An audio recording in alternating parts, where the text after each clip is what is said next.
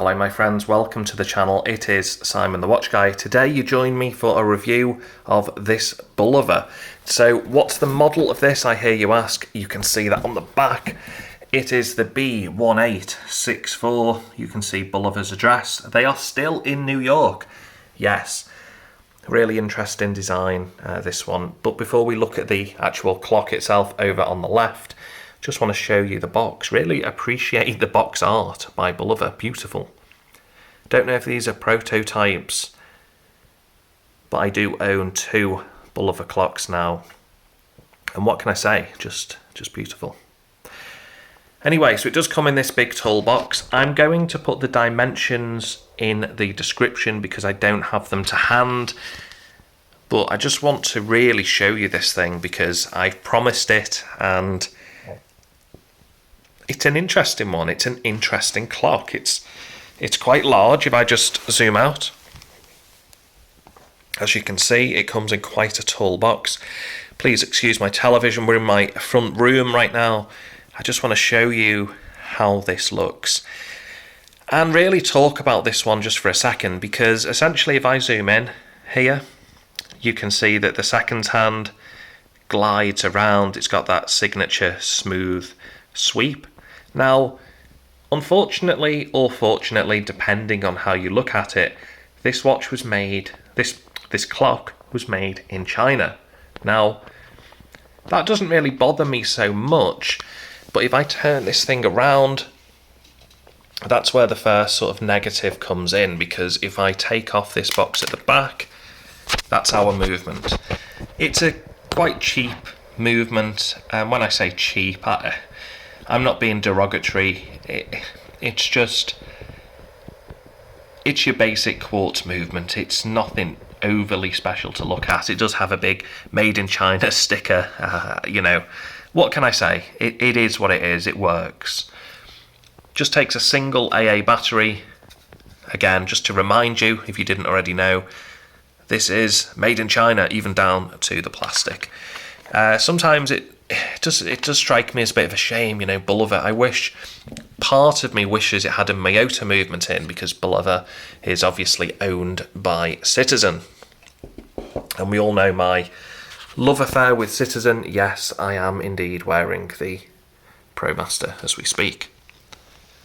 So, what is there to say about this? Well, ultimately, this is the first review of this particular clock on YouTube. No one has ever reviewed this on YouTube. I am so surprised, because it's the most, in my opinion, it's one of the most modern looking contemporary sort of tabletop designs I think I've ever seen. And it really is quite striking. And what's more than that is you can actually, you know, this is an open design. You can put your hand all the way through. And what's quite impressive is that you can see, you know, what's behind the clock. So if I put this box behind it, you can see quite clearly that, you know, see that through the dial, the open dial. As interesting as that is, and as cool as that is, it just means that you can place this wherever you want, and you can see my grey floor is appearing through the clock. I really like that. I think that's a cool design. I like the way Bulova is sort of printed on the top there. Again, just a basic kind of print. It's not completely silent. You can hear a little bit of a rotor turning around. You can even see the rotor in the back, the little plastic sort of motor that's travelling around. The cog is the word I'm looking for. That's what's driving that seconds hand. Super accurate. It's been great so far. There was, however, one big downside. And this isn't necessarily Bulova's fault. It just so happens I imported this from America. I imported it all the way from the US. It came to the UK. And when it arrived, the seconds hand had fell off, and the hour hand and the minute hand was bent. I'm going to put this down to the courier actually maybe throwing the box. It's a real shame that the hands just weren't more solidly put on. There is a real, they do feel like very cheap. They're pliable, easily manipulated. But that is also maybe a plus, because I was able to put the hands back on, and unfortunately, because the hands were grinding against each other because they were bent, I've been able to kind of unbend them.